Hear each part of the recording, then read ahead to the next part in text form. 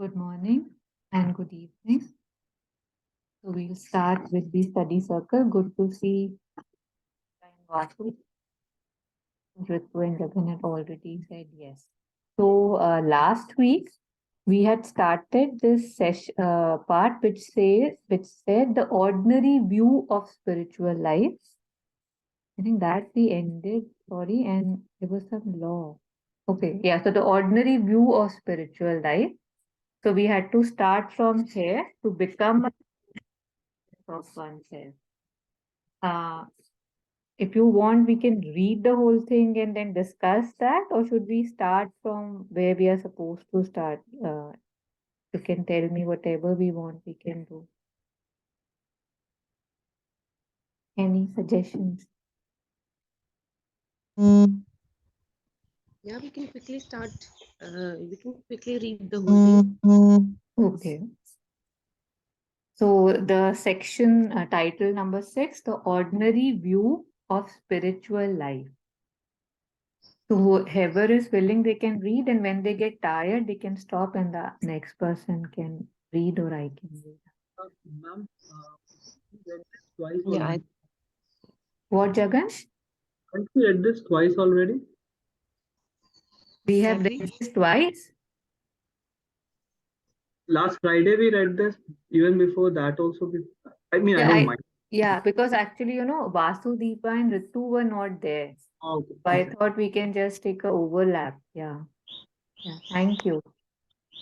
Yeah, Ritu, you can start, please. The ordinary view of spiritual life. Throughout this teaching of the Dharmapada, there is one thing to be noticed. It is this: you are never told that to live well, to think well, is a result of a struggle or of a sacrifice. On the contrary, it is a delightful state which cures all suffering. At that time, the time of Buddha, to live a spiritual life was a joy, a beatitude, the happiest state, which freed you from all the troubles of the world, all the sufferings, all the cares, making you happy, satisfied, contented. It is a materialism of modern times that has turned spiritual effort into a hard struggle and a sacrifice, a painful renunciation of all the so called joys of life. This insistence on the exclusive reality of the physical world, of physical pleasures, physical joys, physical possessions, is the result of the whole materialistic tendency of human civilization. It was unthinkable in ancient times. On the contrary, withdrawal, concentration, liberation from all material cares, consecration to the spiritual joy, that was happiness indeed. From this point of view, it is quite evident that humanity is far from having progressed, and those who were born into the world in the centers of materialistic civilization have in their subconscious this horrible notion that only material realities are real, and that to be concerned with things that are not material represents a wonderful spirit of sacrifice, an almost sublime effort. Not to be preoccupied from dawn to dusk and from dusk to dawn with all the little physical satisfactions, physical pleasures, physical sensations, physical preoccupations, is to bear evidence of a remarkable spirit. One is not aware of it, but the whole of modern civilization is built on this conception. Ah, what you can touch, you are sure that is true. And what you can see, you are sure that that is true. What you have eaten, you are sure of having eaten it. But all the rest, who? We are not sure whether they are not vain dreams and whether we are not giving up the real for the unreal, the substance for the shadow. After all, what are you going to gain? A few dreams. But when you have some coins in your pocket, you are sure that they are there. And that is everywhere, underneath everything. Scratch the appearances just a little, it is there, within your consciousness. And from time to time, you hear this thing whispering within you: take care, I don't be taken in. Indeed, it is lamentable. We have been told that evolution is progressive and that it follows a spiral of ascending progression. I do not doubt that what one calls comfort in modern cities is a much higher degree of evolution than the comfort of the caveman. But in ancient narratives, they always spoke of a power of foresight, of the prophetic spirit, the announcement of future events through visions. Life's intimacy with something more subtle that had for the simple people of that age is more concrete reality. Now, in those beautiful cities that are so comfortable, when one wants to condemn anything, what does one say? It's a dream, it is imagination. And precisely, if a person lives in an inner perception, people look at him slightly askance and wonder whether he is altogether mentally sound. One who does not pass his time in striving for wealth or in trying to increase his comfort and well being to secure a good position and become an important person, a man who is not like that is mistrusted. People wonder whether he is in his right mind. And all that is so much the stuff of the atmosphere, the content of the air you breathe, the orientation of the thoughts received from others, that it seems absolutely natural. You do not feel that it is grotesque monstrosity to become a little Yeah, more Ritu. conscious. Yeah, so this is where we ended last time. So this is the tick is where we start from today. Yeah. Yeah, so we'll just pause here before we take Mm. it further. So I know it was a bit fast and yet the pace was very good. Firstly, thank you for reading so much. And if there are any comments, questions, reflections, we can take a pause and then we can begin.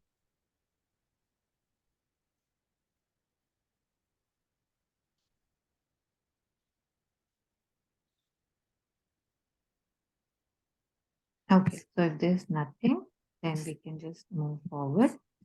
So yeah, we can take up maybe just this page we can take up. So whoever is ready can please read. I'll read. Yeah, thank To become a little more conscious of oneself, to enter into relation with the life behind the appearances, does not seem to you to be the greatest good. When you sit in a comfortable chair in front of a lavish meal, when you fill your stomach with delicious dishes, that certainly appears to you much more concrete and much more interesting. And if you look at the day that has passed, if you take stock of your day, if you've had some material advantage, some pleasure, a physical satisfaction, you mark it as a good day. But if you have received a good lesson from life, if it has given you a knock on your nose to tell you that you're a stupid fellow, you do not give thanks to the grace. You say, oh, life is not always fun. When I read these ancient texts, I really have the impression that from the inner point of view, from the point of view of the true life, we have fallen back terribly,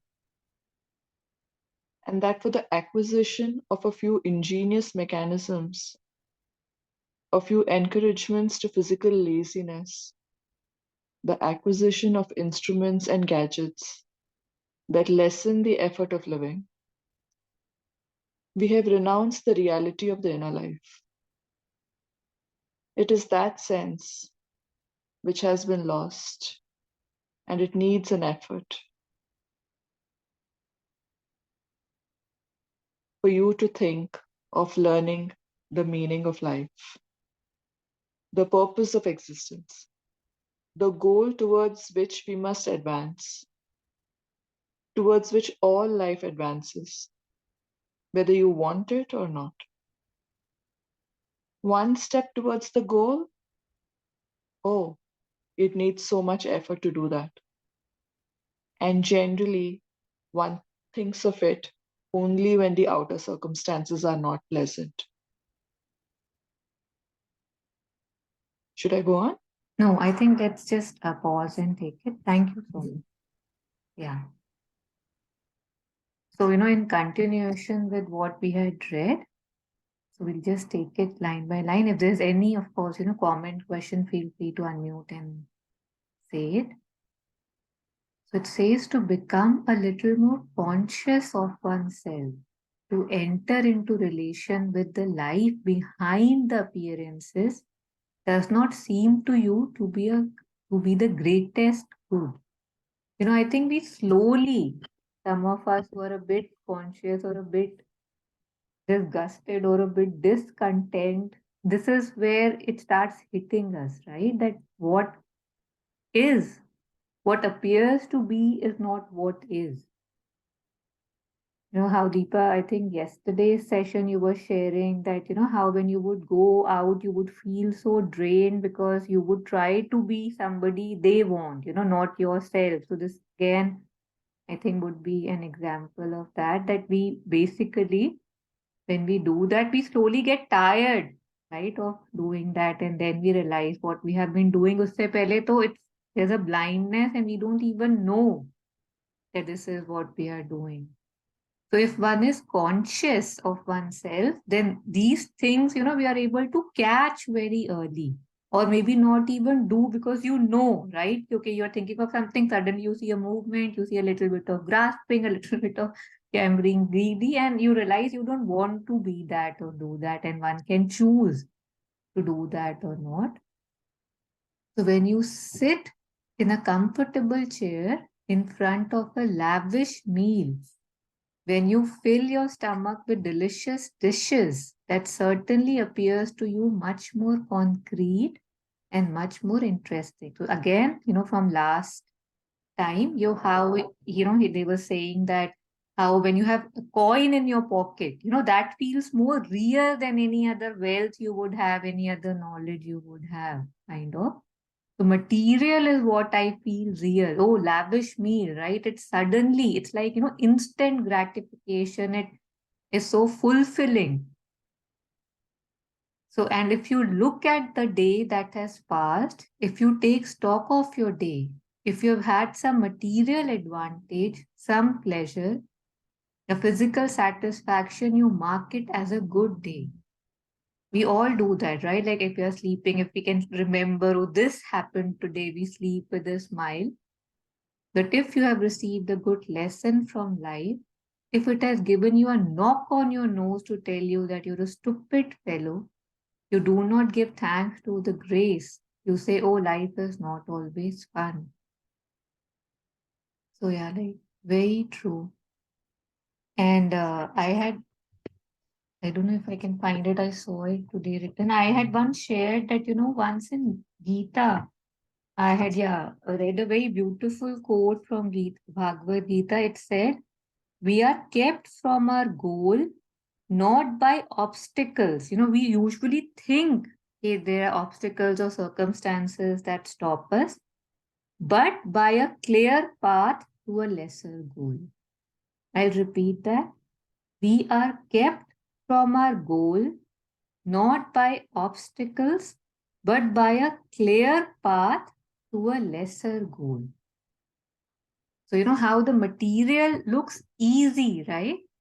Like cooking a dish or eating a lavish meal seems easier today than doing other things of contentment and joy. So just I guess, point towards that. This is what we do. So I'll move on.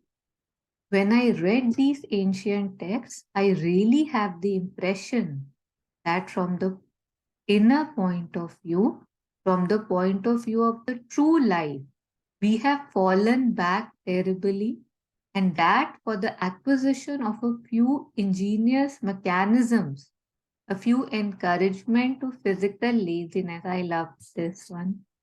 The acquisition of instruments and gadgets that lessen the effort of living. We have renounced the reality of the inner life. And we have discussed this before, right? That although it appears that it should make life easy, and yet it doesn't. It appears that these gadgets, these modalities, these equipment should give us more time, and none of us feel that it actually does. And in addition to that, we see that we have actually renounced the reality of the inner life because all the time, everything, all our focus is out.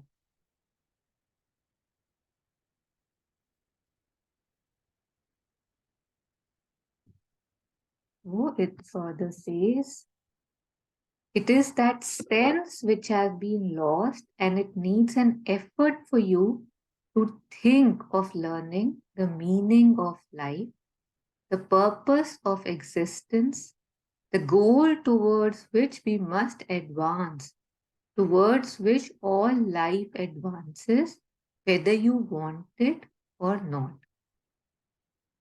One step towards the goal, oh, it needs so much effort to do that.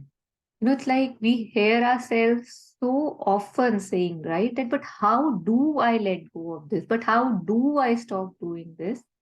So because we are so used to always increasing our comforts and conveniences and go, on the path most traveled, that anytime we have to make a change, it feels so much effort is needed.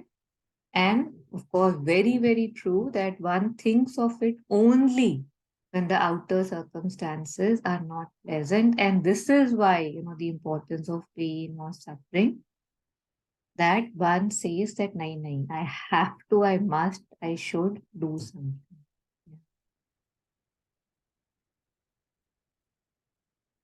So, any comments, reflections, disagreements are welcome. I think this speaks to me a lot because, I just love that what you shared from the Bhagavad Gita about, the path that's shorter, but it's going to lead you to lesser goals. Because sometimes when you are in the midst of a lot of challenges in life, and maybe you tend to just compare with outside appearances of maybe other people and think they have it so easy, and how come they don't have any problems? They just seem to be cruising through life. And, it's just one challenge after the other for me. And then it's sometimes very difficult if there is not that moment to be conscious about where our thoughts are leading us, to really focus on, yes, I have these challenges. What's the purpose of these challenges? What's the lesson that I have to learn here if it's coming to me again and again, maybe either through different people or through different situations. And then in those, sometimes in that aha moment, you have that, okay, this is telling me that actually I'm blessed to get this because I'm capable of so much more. I'm capable of much more. This is not my potential. I'm supposed to have a bigger purpose in life. And that's why when I feel sad about these things or I'm unhappy about these circumstances, and I wish everything would just be, through rose-tinted glasses, and it's not the case. But this is leading me more towards what actually maybe is my purpose of life here on earth. Maybe this is why I'm here. But it's very difficult, I think just sometimes just want the easy path. But yes, you have to go through the grind. And And yes, so I just loved all this reading and sharing today. It really speaks to me.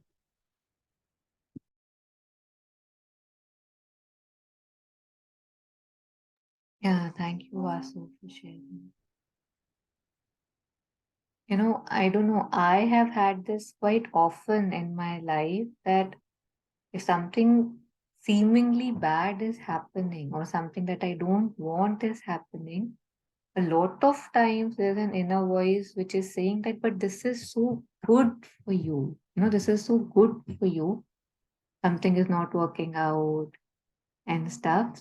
Your desires are not being met, and you want to cry or be frustrated. And then there's a voice which is saying, but this is so good for you that you can't even be irritated or frustrated. You just so, but to recognize, what you were sharing, that how if something is coming to me again and again in different faces and to different people, it just appears that the faces have changed and the message is the same. To know that, okay, there's some lesson that I'm not learning. I think that's a very important catch. And when we see that, then oftentimes we're able to see something new. Some veil gets lifted, and that's a big blessing. Yeah. Anybody else? Yeah, just quickly to what you said, Taruna, I think, yeah, I totally, understand, and I'm with you on what you're mentioning. I think it's just a challenge. That's the thing that um, just to keep up with it, I think that the continuity, like a daily practice, that in those maybe quieter moments, you can say that, yes, it's good for me, but it's just that experience is such a hard teacher that you just wish the lessons wouldn't come in such a hard way. Maybe you could, but then if it didn't come in the hard way, then I think I wouldn't maybe learn from it. But then when it keeps coming, it's always telling me that you've not yet learned your lesson. So I'll keep sending these people in your life, or I'll keep sending you these situations to see, are you learning? Are you putting Yeah. into practice what you have been thinking that you are going towards, or you're not yet there? So yes, it's a good reminder, but a very hard taskmaster. Yeah. And you're absolutely right when you said that maybe I won't learn if it's not too hard. I mean, there's not a maybe, there's an absolutely I won't learn if it's not that hard. I mean, that's true for all of us. So it has to be hard, and what to do, right? Otherwise, it doesn't, we don't let go. We don't see things for what they are. And I might have shared this before, but this was one of the most beautiful things, that I remember, that a friend of mine who was going through a very, very hard time. I don't know, husband took her child and ran away to a different country, and she had not, I don't know, seen him for like 3 years, 4 years, fighting court battles after court battles and stuff. And once we were talking, and usually, obviously, she would be sad, she would be like, क्या करूं, right? And yet one day, she said that sometimes I feel so grateful that there's someone who loves me so much that they wouldn't stop until I learn my lesson. They wouldn't stop until I, evolve, transcend. And boy, did she transcend. So it's just very, it's like for me or you to sit here and say something like this when things are like all okay, and I shouldn't have said you because I don't know what's happening, but for somebody who's actually in intense pain and challenging through years, to say that means that, yeah, something is going right. I think my situation is more like लातों के भूत बातों से नहीं.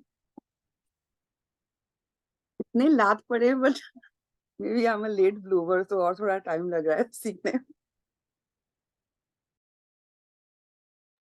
Actually विश्वास ही नहीं खत्म होता ना खुद पे. तो ऐसे लगता है कि हाँ हाँ हाँ, सब ठीक है, कर लेंगे, ये तो ऐसे ही वन ऑफ था.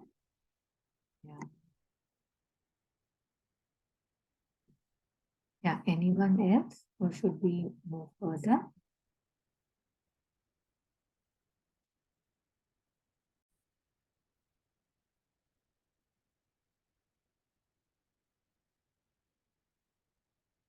So if anybody, Yeah, Taru, yeah, yes. like you just said, that when you have some difficult times, then you sometimes now sit back and it comes to you that, okay, so this is another learning. So, so the difficult times no more remain difficult if you see that that's a learning for you.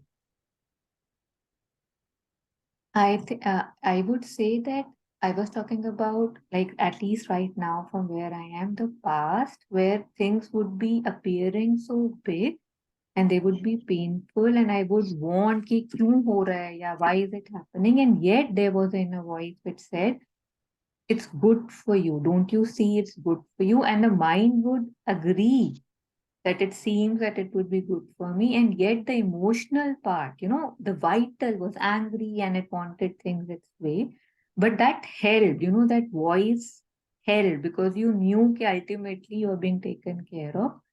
And now a lot of times when hard periods are going on, there's something in me which is a bit excited कि, oh, what will I learn this time, or what will be shown to me this time, or what blindness, because I've seen that there are so many things that I do or believe which is not true. And suddenly when things happen and things become much bigger, you want me to, oh, sorry, my son just came and said, tickle me while you're taking the session. Yeah, so yeah, not happening. So yeah, so now, but it's still challenging, it's still tough, and yet now one has, better mechanisms of coping. Like if things are feeling too big, suddenly you start, like, maybe, the breath work, you start chanting, and suddenly it's like, this is the path you were going, that, oh God, oh God, oh God, whatever is happening, what is this person doing? And suddenly, say you focus on your breath or chanting, and it's like you've created a parallel path, you are here.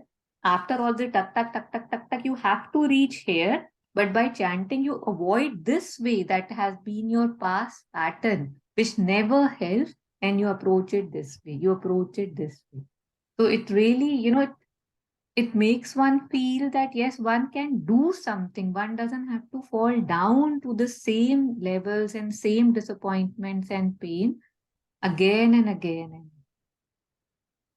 so, yeah, I don't know if that answers your question. It's still, of course, still gives pain, it still hurts, but ऐसा लगता है कि नहीं, मतलब there is an element of mystification and, I don't know, some grace and gratitude also along with it, because again and again and again I have seen that always something good has come out of it, always, always, always. So you take it more as an adventure, an excitement, a challenge. Yeah, I take it more as, okay, like, Vasu was sharing that what am I to learn this time? What new will I see? And mostly it is about myself, right? That I was assuming things, or, see how I was being puppeted and I didn't realize from my own self. So when that Mm-hmm. uncovering happens, it's exciting, right? कि क्या कर रहे थे, कैसे कर रहे थे, इतना कैसे कर लिया, यहाँ तक पहुंचे कैसे, kind. So either one can cry or one can laugh, and laughing is better. So it's lighter at some levels. And of course, because with the way things are, because of the other, like I was saying, the things that help now, they are like support system, and things don't, मुझे ऐसा लग रहा है कि मैं चुप हो जाऊं, कि अभी एक थप्पड़ बड़े जोर से आने वाला होगा जब ये धरा का धरा रह जाएगा. बट या, I mean, at least for now, a lot of times it has an element of, for sure, let me see what I will see this time. Mm-hmm. That's good. Yeah. Let's say that something happens and I take it lightly, thinking that okay, this will also teach me something. Let's see what it shows me.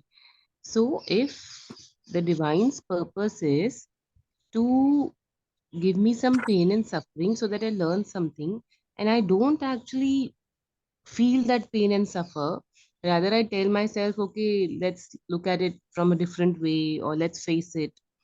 So, I mean, it's a stupid thought, but then won't the divine think, okay, I wanted to hit this person with a hammer and she ducked. She did not feel that hurt and pain. So let me hit her again.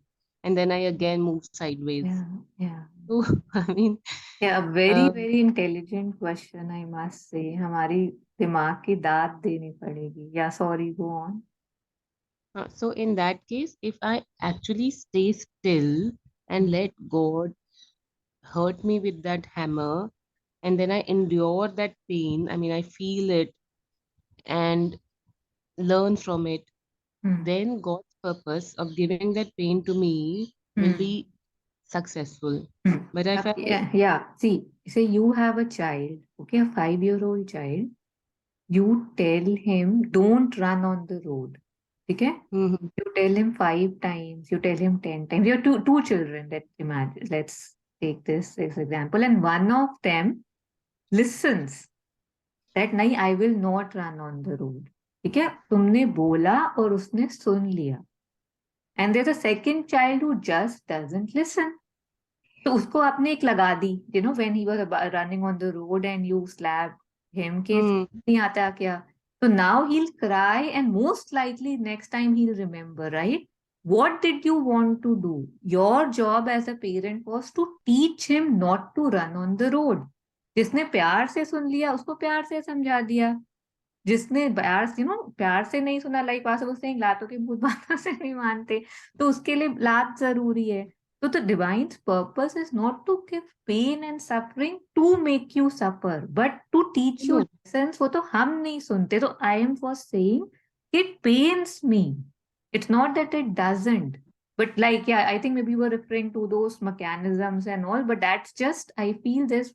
Yeah, I'll stop. What were you saying? I'm sorry, I should say. yeah. So the child to whom you gave a slap, that child doesn't learn that, okay, the slap was given to me not to run on the road and I should not.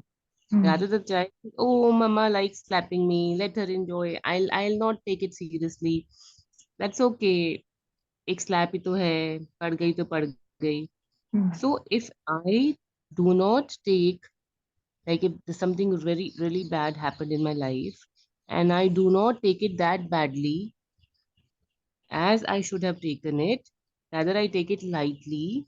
So is it not like not it's like not meeting that purpose for which that bad thing happened? No, no. See, again, you're missing the point. यहाँ पे वो क्या कह रहे हैं कि क्योंकि हम सुनते नहीं हैं इसलिए मार हाँ. पड़ती है.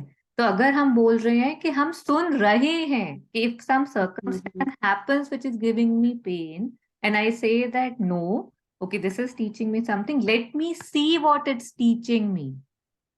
है ना? तो उल्टा ऑपोजिट हो सकता है ना.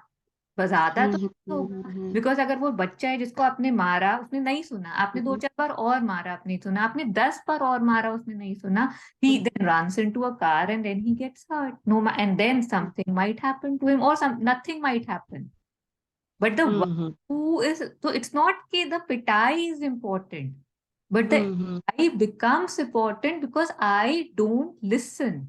But if I start listening, if I say, like, like again, how Vasu was sharing, ki I realizing that the same thing is happening to me, the people are changing, the circumstances are changing, but bloody I'm still facing the same thing. तो क्या हो रहा है, मैं क्या नहीं सीख पा रही हूँ, right? So that mhm, is the thing. So that you open up more toward, okay, what am I missing here? What do I learn? What am I holding? What needs to be uncovered? And once you open yourself to that grace, कि, okay, I'm ready, show me. Suddenly, how in Savitri, it says that, like a robe, like a cloak, it just drops. कि जैसे किसी ने एकदम से cloak फेंक दिया, just एक सेकंड में इट गोज ढप ना. तो वैसे एकदम से बहुत बार just that blindness falls and you're like, oh my god, okay, this was it. yeah, right.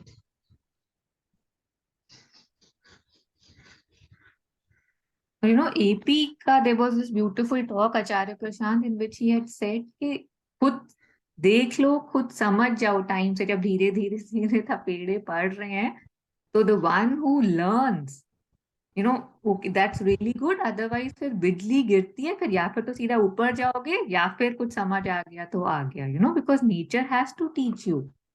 So if you will not learn soon or fast, or you're not smart कि अच्छा हाँ कुछ तो है, then obviously it keeps increasing the blow, है ना? So Yeah.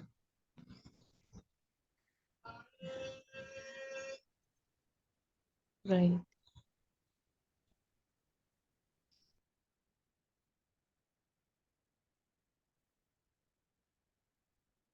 any reflections?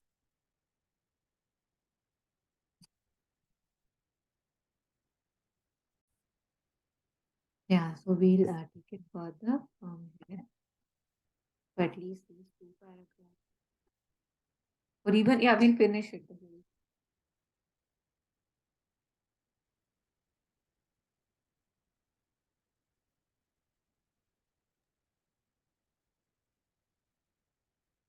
Yeah, anybody? Yeah, Jagan, you want to say?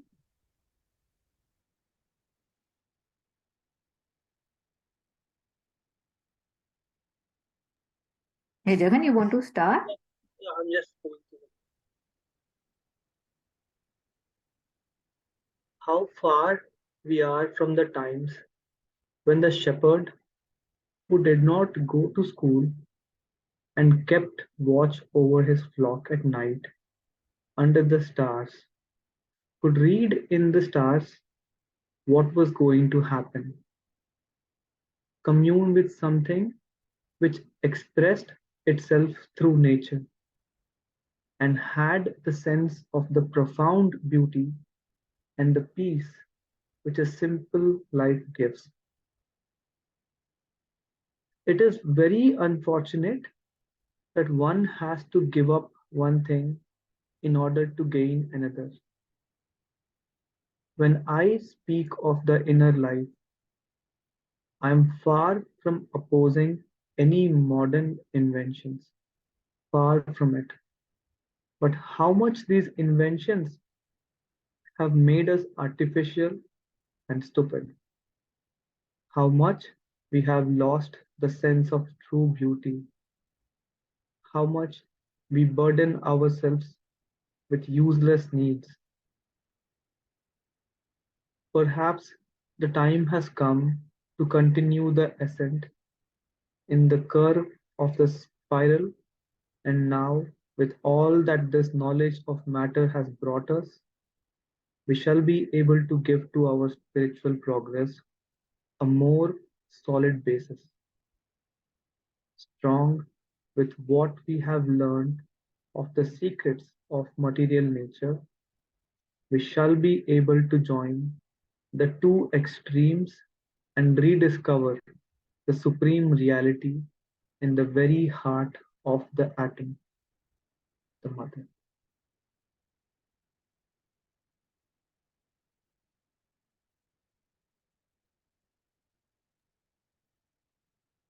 Yeah, thank you, Jagan. Any thoughts? Anything?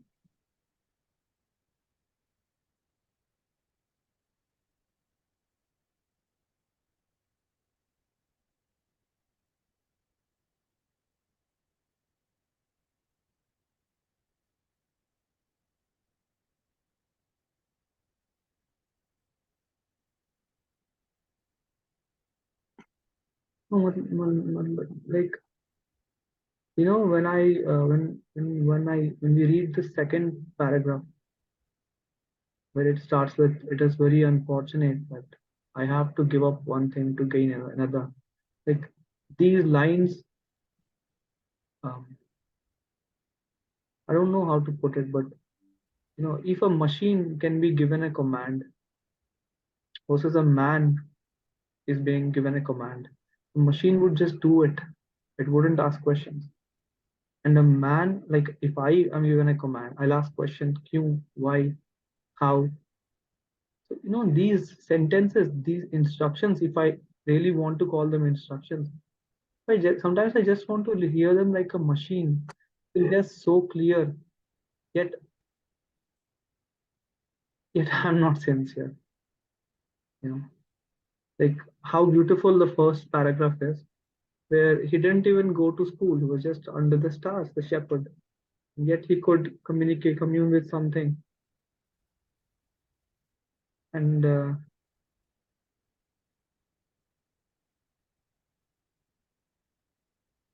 I don't know. I don't know. I'll talk later. Okay. Yeah. So Jagan, the machine would listen to the command, but then the whole life, the machine would remain a machine, right? It's just doing what it has been told very perfectly. But for me to first become, the one that is totally surrendered as a machine, a lot of questioning needs to happen so that I feel I'm done. I've asked all my questions. Now there is silence inside. This is the process. This is the way. If you just take it blindly, especially in the society we are living, the growing up we have had, it's not possible for us to just take it like that. It has to be again and again, one has to realize for themselves through reasonings, logics, facts, slowly, that, oh, one doesn't need to know, or, it just happens. There is faith, there is grace. But for that, most of us have to go through this. And there comes the purpose of these study circles, these discussions, and all, where we can do that. So one shouldn't beat themselves up, but you are right. There must be some things which one sees कि I'm stuck here. So it's good to just sometimes कि नहीं समझ आ रहा but बोला है तो let me do it. मतलब वो state भी चाहिए and yet questioning की भी अपनी जगह. So just to make it clear, when it says that it is she says, sorry, it is very unfortunate that one has to give up one thing in order to gain another. But basically, what I've understood it, but for inner life, that's not true. It's not that if you follow that, you have to give up a lot of things. You would want to give up a lot of things which are meaningless to you now. But it's not कि कुछ पकड़ पकड़ के तुम दे रहे हो कि अरे इसको भी फेंक दो, इसको भी कर दो, ये भी नहीं चाहिए. अभी right, actually I was doing a transcript some time back and exactly the same thing Sri Aurobindo was also saying, that it's a myth that for spiritual life one has to give up this, give this up. It drops automatically, like a teddy bear from a child who's now grown up. He doesn't want his teddy. So that would not be called renunciation. That would not be called giving up. That's just growing up. One doesn't enjoy that anymore.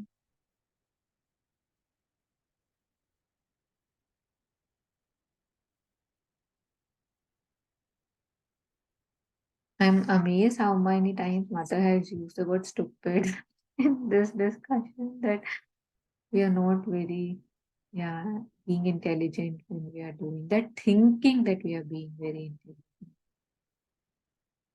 So just taking the last paragraph, that perhaps the time has come to continue the ascent in the curve of the spiral. Like, how it's curving, and now it has to go up.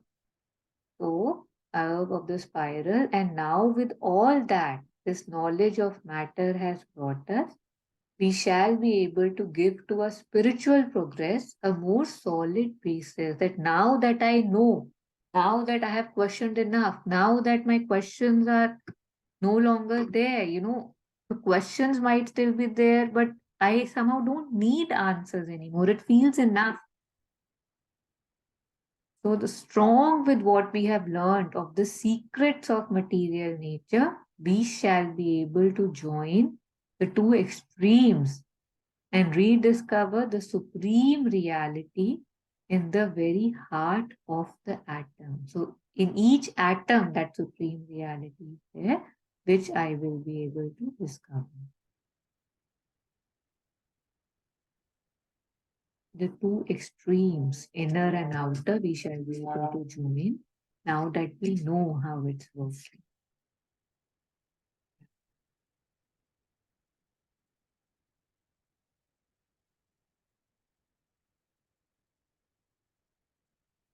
So I feel absolutely fine moving on. It didn't feel heavy to me, but in case it feels like enough, we can stop here. Otherwise, we can continue with the next one.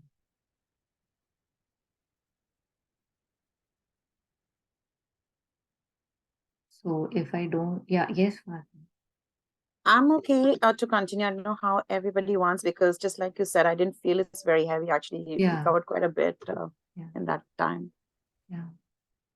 Okay, so we'll take it. Yeah, Jagan, you agree? Yeah. Yeah, absolutely. okay. So we'll take this, and just a warning. So this is from Sri Aurobindo, and this is from the synthesis of yoga. So the sentences are really long, and if we are not focused and conscious, like mindful, we'll just get lost. Ki, what? Oh God, where did we come? I shouldn't have said that. Okay, so whoever is ready and willing may please unmute and read this for us, however much they would like to. I didn't mean to scare anybody. Yeah, I can attempt. yeah, please. The spiritual view of the ordinary life. A principle of dark and dull inertia is at its life base. All are tied down by the body and its needs, and desires to a trivial mind, petty desires and emotions, an insignificant repetition of small, worthless functioning, needs, cares, occupations, pains, pleasures that lead to nothing beyond themselves, and bear the stamp of an ignorance that knows not its own why and whither. This physical mind of inertia believes in no divinity other than its small earth gods. It aspires perhaps to a greater comfort, order, pleasure, but asks for no uplifting and no spiritual deliverance. At the center, we meet a stronger will of life with a greater gusto. But it is a blinded demon, a perverted spirit, and exults in the very elements that make of life a striving turmoil and an unhappy imbroglio. It's the soul of human or titanic desire, clinging to the garish color, disordered poetry, violent tragedy, or stirring melodrama of the mixed flux of good and evil, joy and sorrow, light and darkness, heady rapture and bitter torture. It loves these things and would have more and more of them, or even when it suffers and cries out against them, can accept or joy in nothing else. It hates and revolts against higher things, and in its fury would trample, tear, or crucify any diviner power that has the presumption to offer to make life pure, luminous, and happy, and snatch from its lips the fiery brew of that exciting mixture. Another will in life there is that is ready to follow the ameliorating ideal mind and is allured by its offer to extract some harmony, beauty, light, nobler order out of life. But this is a smaller part of the vital nature and can be easily overpowered by its more violent or darker, duller yoke comrades. Nor does it readily lend itself to a call higher than that of the mind, unless that call defeats itself, as religion usually does, by lowering its demand to conditions more intelligible to our obscure vital nature. All these forces the spiritual seeker grows aware of in himself and finds all around him, and has to struggle and combat incessantly to be rid of their grip and dislodge the long entrenched mastery they have exercised over his own being as over the environing human existence. I don't know if there's a word, environing. Anyway, the difficult is great, for their hold is so strong. so apparently invincible that it justifies the disdainful dictum which compares human nature to a dog's tail. For straightened it never so much by force of ethics, religion, reason, or any other redemptive effort, it returns in the end always to the crooked curl of nature. And so great is the whim, the clutch of that more agitated life will, so immense the peril of its passions and errors, so subtly insistent or persistently invasive, so obstinate up to the very gates of heaven, the fury of its attack or the tedious obstruction of its obstacles, that even the saint and the yogin cannot be sure of their liberated purity or their trained self-mastery against its intrigue or its violence. Sri Aurobindo, the synthesis of yoga. Wow, that was a lot. And That we was very heavy get, stuff. yeah, but and when you get to life divine, there to initially when one starts, one is like, okay, where was I? Where did it start? Because the sentences are so long, and you said you don't know if there's a word like that, but it's impossible there isn't. Like he was a very high scholar, and you know how it's written such like more than 150 years back or something. So there's some words which have just gone now, right? That are not being used. So, but if it's there, yeah, one can for sure take it that it must be there. Yeah. Thank you. Yeah, Jagan, you were saying something. No, it's just amazing how 1930s, 40s he wrote these things, and they're still like I think they'll be relevant forever as long as I don't know the beings are alive. How it moved from how the desire, the mind does its thing.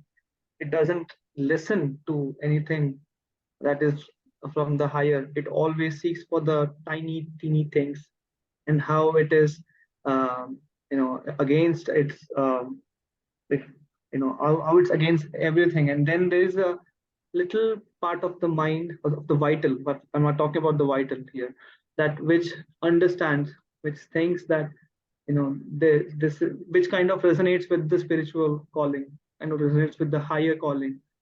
Yet the mind is, yet the vital has been with its old behavior for so long that it overpowers this this lighter, uh, the smaller element in it. And how beautifully he said this. And but yet here he is also, how he's saying that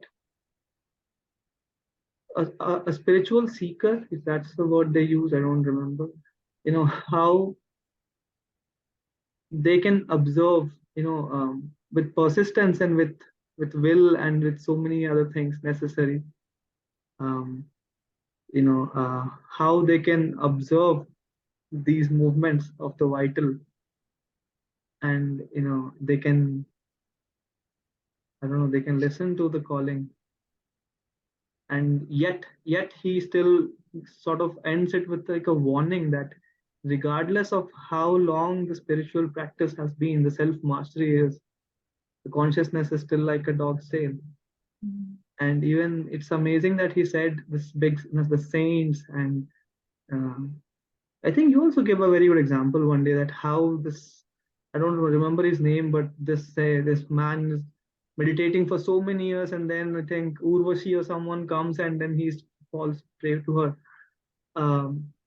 Like how he's taking from different stages of how the consciousness is, how the smaller consciousness is, which is resonating with the divine, how it's again, it's not able to control the being, and it's being overpowered, and then all the way to how one can control it, with persistence, and then again by warning how it's easy to again fall back.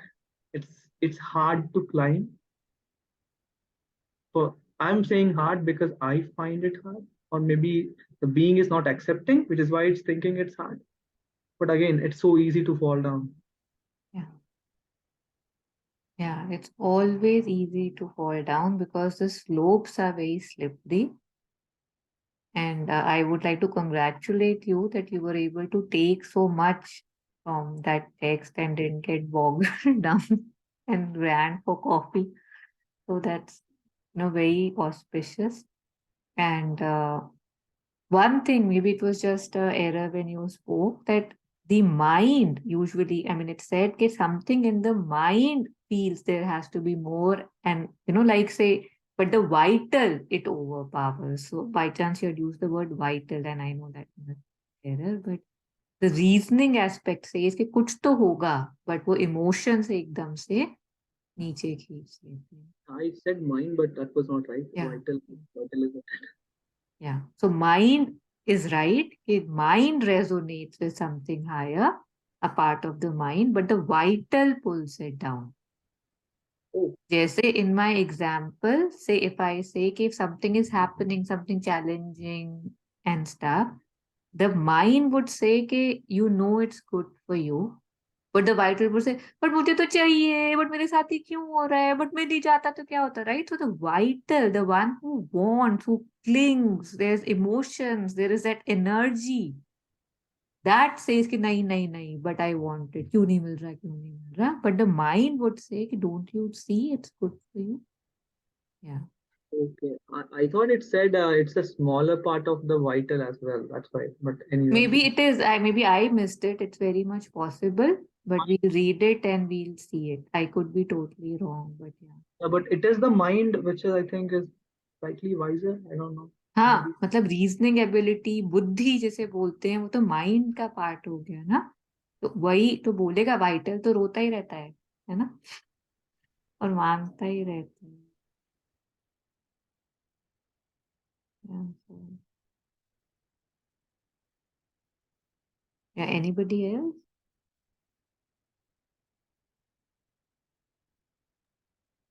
Uh, just to echo what you said, Tarun, I think I will have my cup of coffee after this. On a side note. Yeah. But I had my so coffee this. yeah.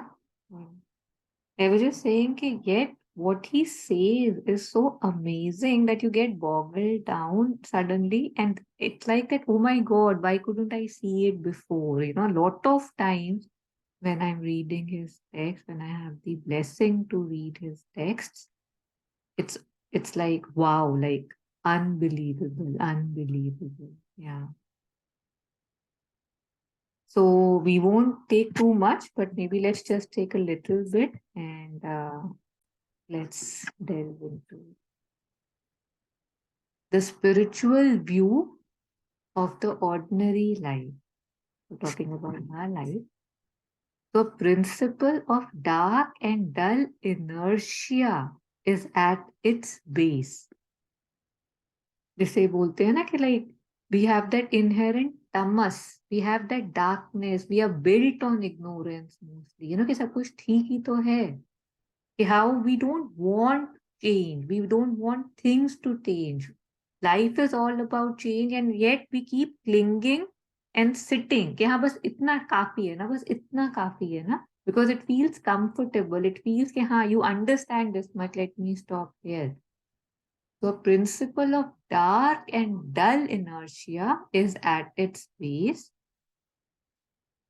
All are tied down by the body and its needs and desires to a trivial mind.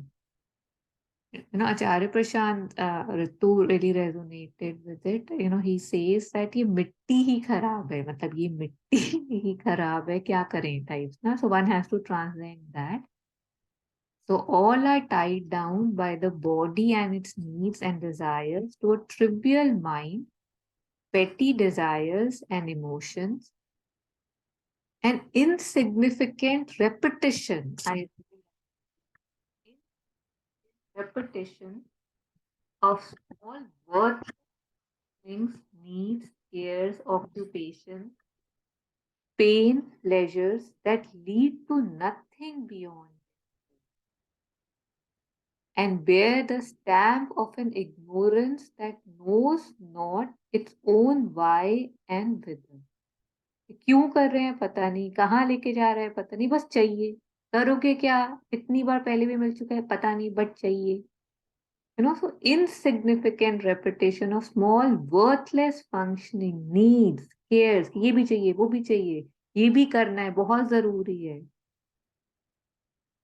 How we cling to pains, pleasures. Pain भी ऐसे लगता है कि कहानी में twist that lead to nothing beyond themselves, and bear the stamp of an ignorance that knows not its own why and whither. कि दे उनके पे स्टैम्प लगी हुई है कि अरे ये तो कुछ चाहते ही नहीं है beyond themselves. The ego, just wants to give it attention. It doesn't want anything other than its own supplement, its own accentuation. This physical mind of inertia believes in no divinity other than its small earth gods. This physical mind of inertia, ऊपर we are talking about inertia, right? कि कैसे वो जड़ता, जिसे we say in Hindi. So this physical mind of inertia believe in no divinity other than its small earth gods. It aspires perhaps to a greater comfort, order, leisure, but asks for no uplifting and no spiritual deliverance. कि वो जब एक मानता ही नहीं है कि कुछ बड़ा है, तो वो उससे ज्यादा कैसे मान सकता है? In Life Divine, especially in the beginning, and that's one of Sri Aurobindo's most powerful and revered works. So usme, there was this very beautiful thing that how the eternal, the cosmos, the truth is saying that you are everything. And but I need control. I need कि हाँ मुझे समझ आ गया है. So I keep drawing limits and circles around myself while the cosmos is saying कि अरे you're too big. You cannot be confined. But because मुझे ये चाहिए कि मुझे समझ आ गया है. I get this much. Okay, this is me. Okay, this. Okay, थोड़ा सा बड़ा और कर देते, थोड़ा सा बड़ा और कर देते. But वो limit मेरे उसमें रहती है, because जब तक वो limit नहीं रहती, जब तक वो लिमिट रहती है, I can say I understand, because I think that when I say I don't understand, that I'm being stupid. And yet there are so many things which are beyond my understanding, which I must say I don't get it, but they must be true. But in my cleverness, I do the opposite. I keep limiting myself when the divine, the grace is saying, oh, you're limitless. Be, allow, open your arms, for example. But मैं clutch करता रहता हूँ और बोलता हूँ ये तो मेरी इंटेलिजेंस है, देखो इतना इतना समझ आ गया है मुझे. It was very ironical and yeah, reminded me.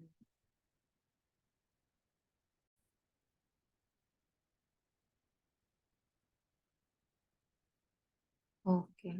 I would have liked to go on further, but somehow I don't know why my child is lying in my feet and saying कि बस करो.